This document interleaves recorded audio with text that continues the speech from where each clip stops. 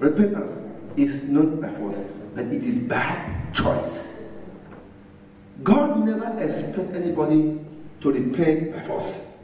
And one thing I love about God, God is not begging you to repent, neither forcing you to repent. It is of choice.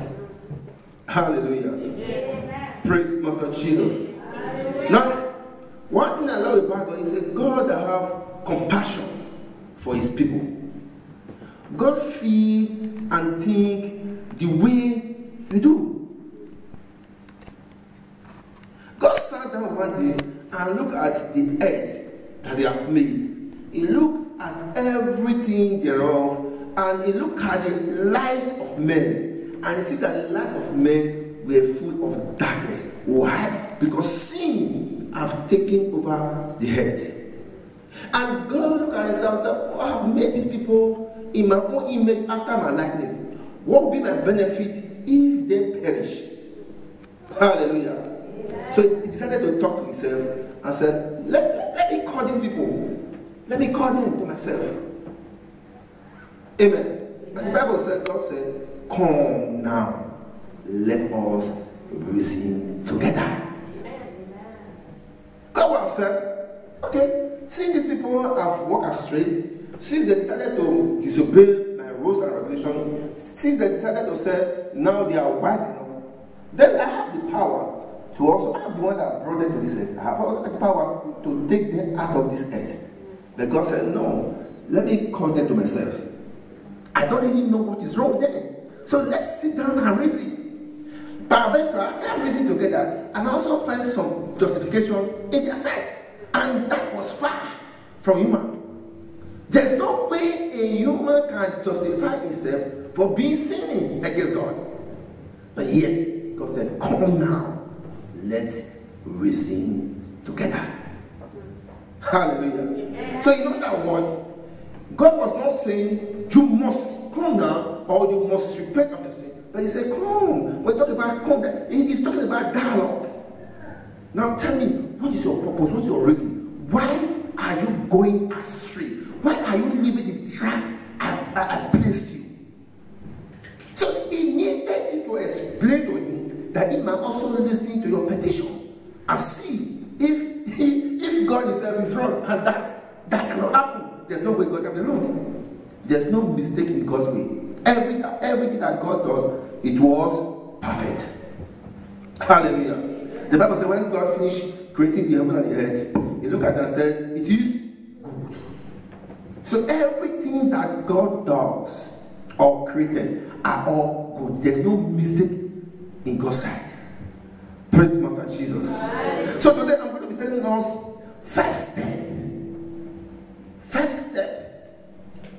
to repentance. If you must repent, you must follow these 5 steps. And when this 5 step is done, God has 3 things to do. You have 5 to do. Why God has 3 to perfect what He started. Amen. If somebody is with the Bible, please let's turn to the book of 2 Chronicles chapter 7. We'll be reading verse 14. And we're going to take it line after line to enable us get the teaching properly. Hallelujah. 2 Chronicles chapter 7 verse 14. So let me wait for you. Okay, I read. It said, if my people who are called by my name. Now, the first step to repentance is that you must be called by God's name. Hallelujah. If my people who are called by my name. Now, what is the name of God? What they said is a child of God. So which means you are being called after God's name, a child of God. Hallelujah. Who is that boy? What is his name? He said his name is Thomas. Thomas, the son of Deacon Mustafa. So he has been called by Deacon Mustafa's name. So is you are called by God's name. So now God is not talking, he's not talking to every one of us generally, but he's talking to people that are called by his name. So if my people who are called, hallelujah. So if you must go into repentance, you must first and foremost be called by God's name. Now, what is God's name? How are you be called by God's name? Or how will you be recognized that you are called by God's name? Let's read on into the book of 1 John. Hallelujah. Today is all about digging into the Bible. 1 John chapter 4, verse 6. Verse 6 to 7. 1 John chapter 4, verse 6 to 7. The Bible said, we are of God. He who knows God hears us. He who is not of God does not hear us. By this we know the spirit of truth and the spirit of error. Beloved, let us love one another, for God is of love. And everyone who loves is born of God and know God. God is love. Now, if you are called by God's name, love must appear in your doing. Hallelujah. If you say, I'm called by the name of God, and yet there's no single love straight to your being, something is wrong. Probably there might be an error. You are called by God by mistake. You are not of him. Because he that is called by God's name carries love. Nobody carries love, but projecting love in wherever he or she goes to. Hallelujah. Amen. Now, number one symbol of your love is your smiling face. And that I will always remember by Supergirl. Hallelujah. Your smiling face shows that this person automatically, whether the person is wicked, is dubious, what I mean is character is somehow. But because of your smiling face, people looking at it already judge that this person is a lovely person. Hallelujah. So if you must carry or bear God's name. So the second step is said, if my people who are called by my name. That's number one. You must be called by God's name. Number two, we humble themselves. And this is another practical area that is difficult.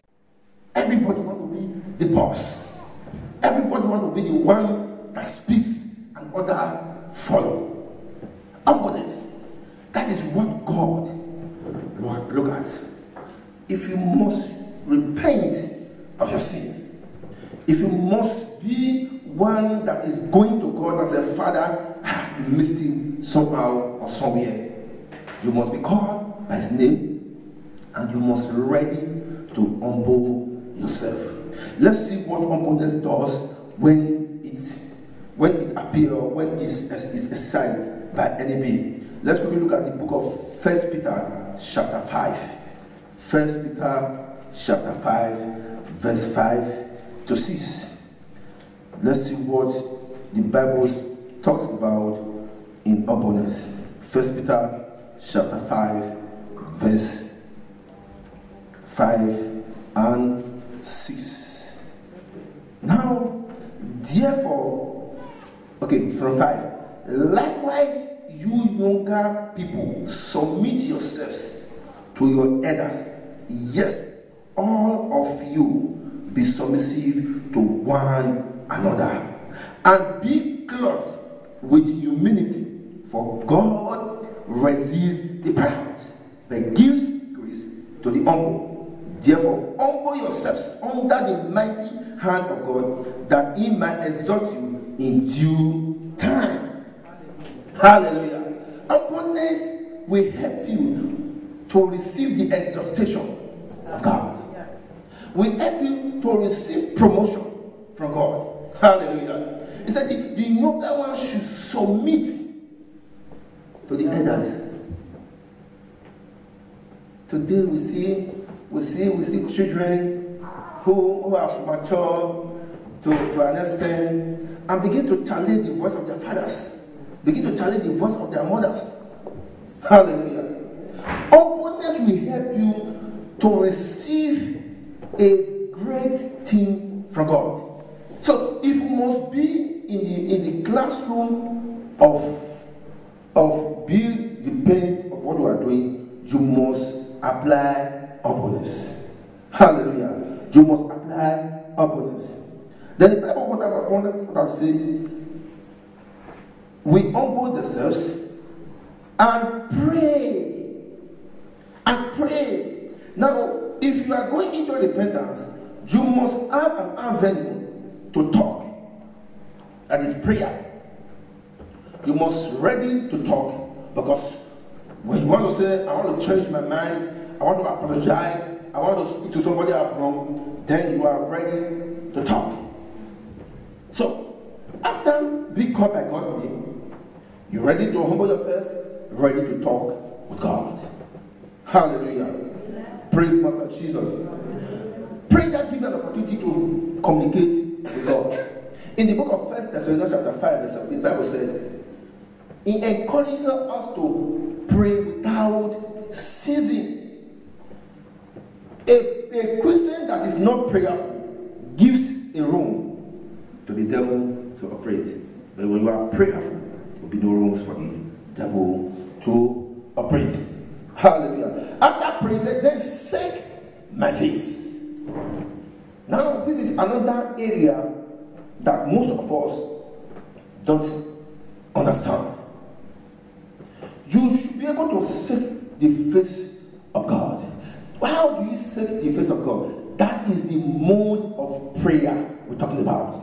Now, after being called by God's name, you humble yourself. Then, seeking God's face will be very easy for you. That is the moment of going to Him in prayer. And in the book of Matthew chapter 7 verse 7, the Bible says, if we now seek Him, we will find Him. Knock, it shall be opened unto you. Seek Him, you will find Him. Hallelujah. There is no one who seeks for God, who look for God, that does not see God. The only problem we have is that we don't have the understanding of God's presence. When God comes to visit us, some of us don't even know. We're just waiting for a voice like in the days of Moses. Oh, Moses, my beloved son, I've come. No. The era we are now, God comes to you in every form. You can hear a voice. You can feel His presence. He can also visit you in a revelation. He can speak to your mind as you are sitting. Something will just speak to you. And you'll be imagining, what kind of thought is this? Before you know it, what the voices you hear, or what speaks to your mind, or what you imagine in your mind, whatever you come across, you see happening. That is God. Hallelujah. God no longer comes with that bold, big, and loud voice any longer. God comes in a very calm and a gentle manner. He speaks to you. That is why sometimes many of us ignore the voice of God, because it looks very, very soft and lovely. Just like a father is talking to his son. Son, please go and buy me some credit for my phone. Hallelujah. God speaks to you gently, easy, and cool. Many of us, we hear the voice of God. We hear the voice of God, but we do not understand the voice of God. Praise Master Jesus. Hallelujah. And after seeking His face, after you have done all this, He said, turn away from your wicked ways. That is the real ultimate in all.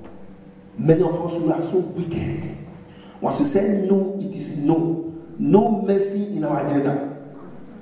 Hallelujah. Praise Master Jesus. I will tell you that when I was a Christian, I know who I was.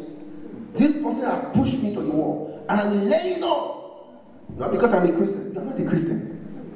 Hallelujah. Because if you are a Christian, the Bible said, behold, all things have passed away, and all things become new. So if you are not a Christian, there is no need of referring back to your whole life. You better maintain the new standard that you have. That makes you a Christian. Hallelujah.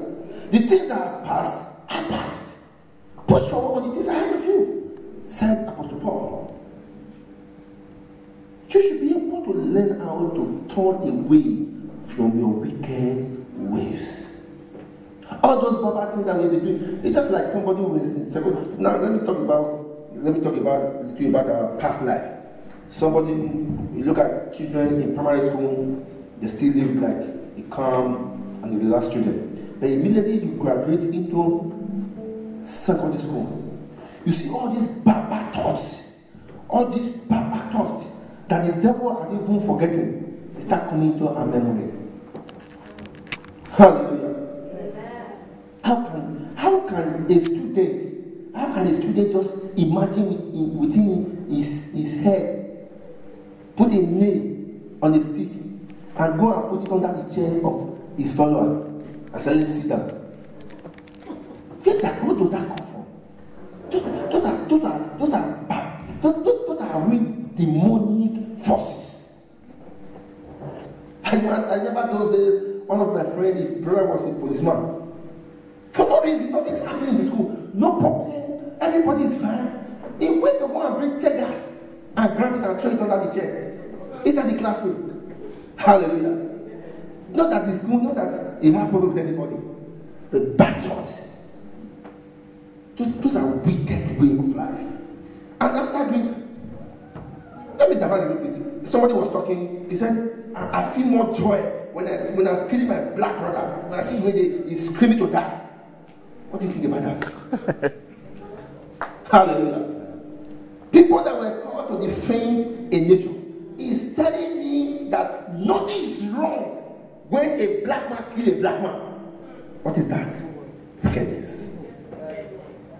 A government we're supposed to run to and say, government, I beg you, that they pursue you. Government will put you and say, okay, let them come.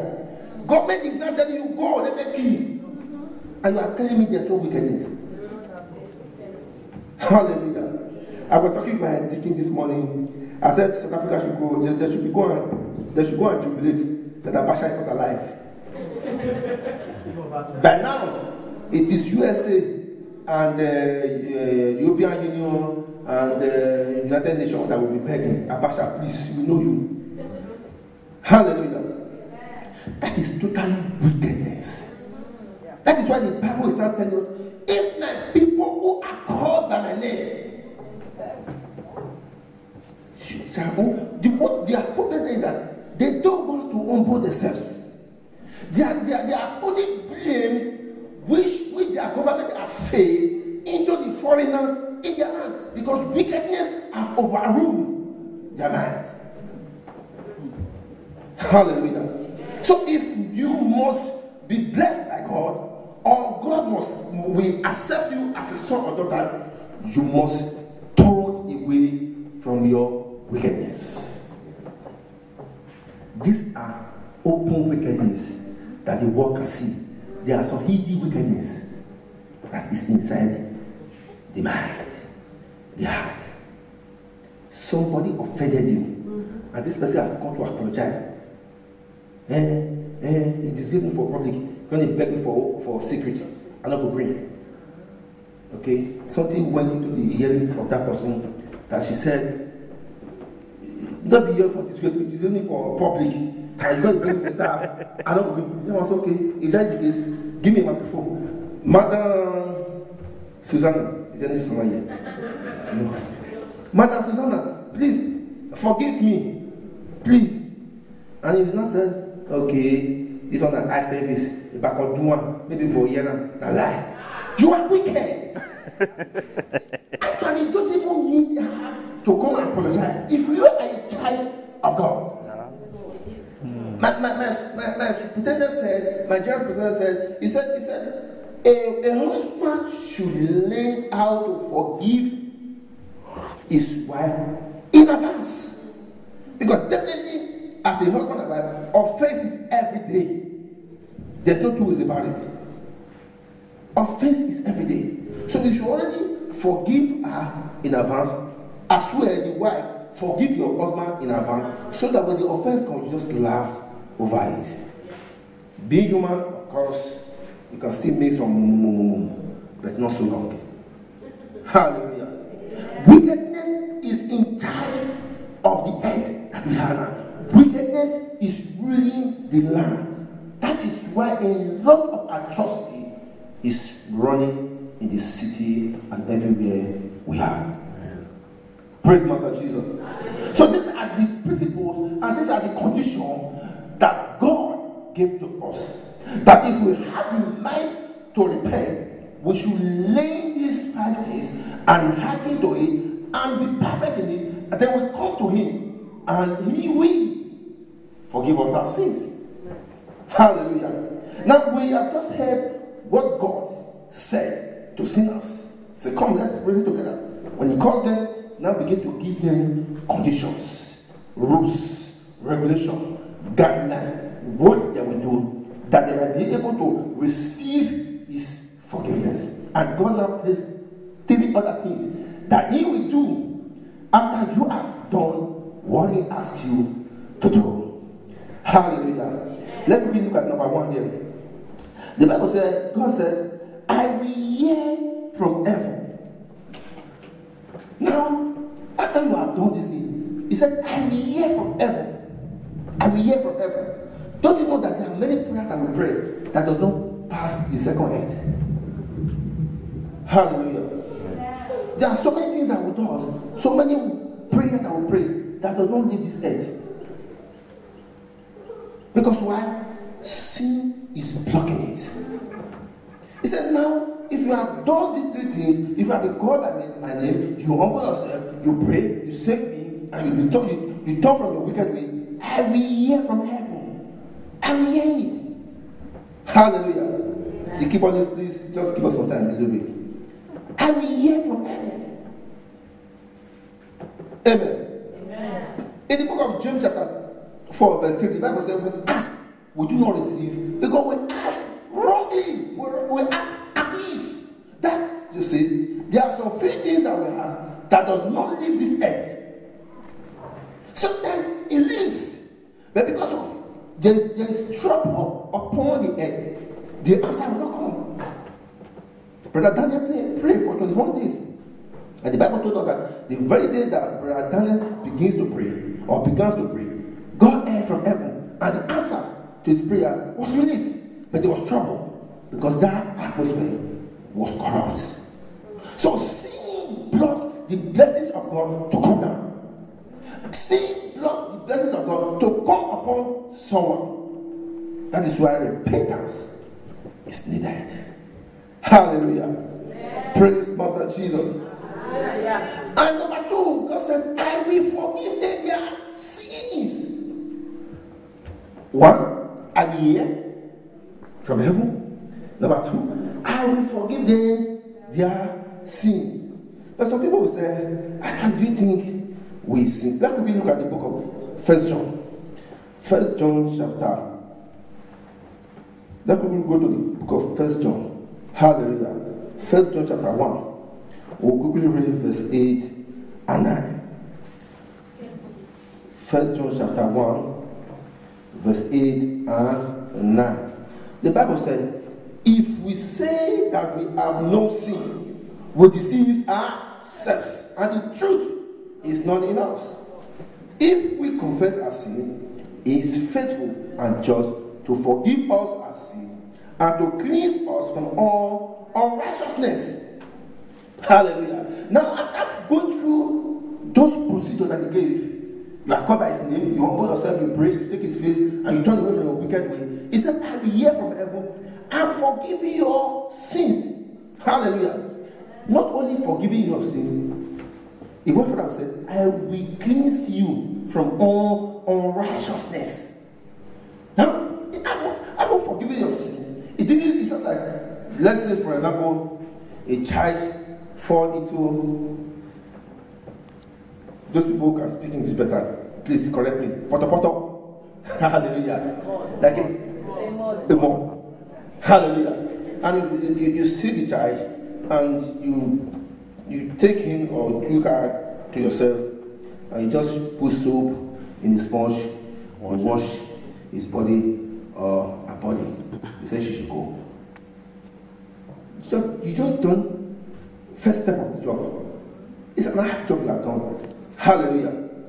So it will be better after washing the little boy, the little girl, you take another clean water and clean him or her and towel the body. That means you have perfected the work.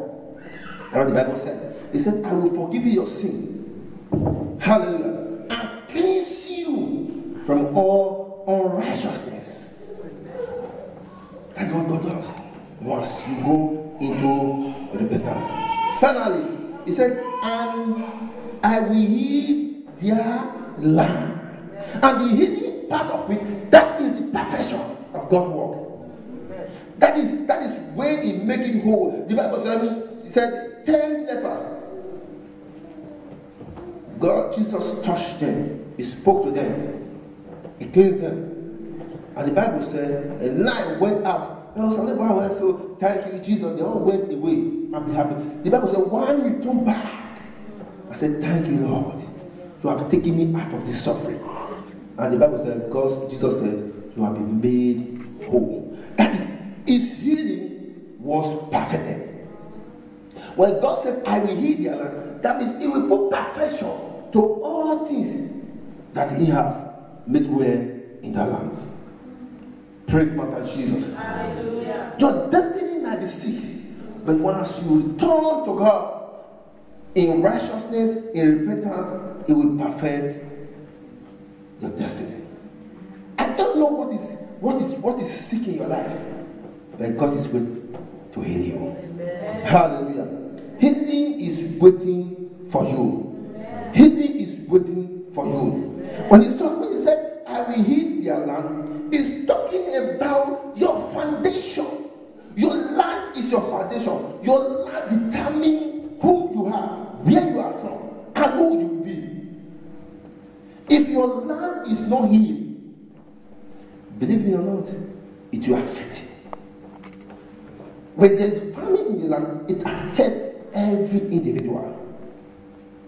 Hallelujah. Yeah. That is why most of I heard few, I think it was yesterday we were discussing these top Americans begin to trace their land, where they came from, talking about the black Americans. So your land is important in your life. Whether you are born in Belgium, you are born in Australia, as far as you are carrying something that has to do with chocolate or blood, trace your roots. You are either from any of this African country.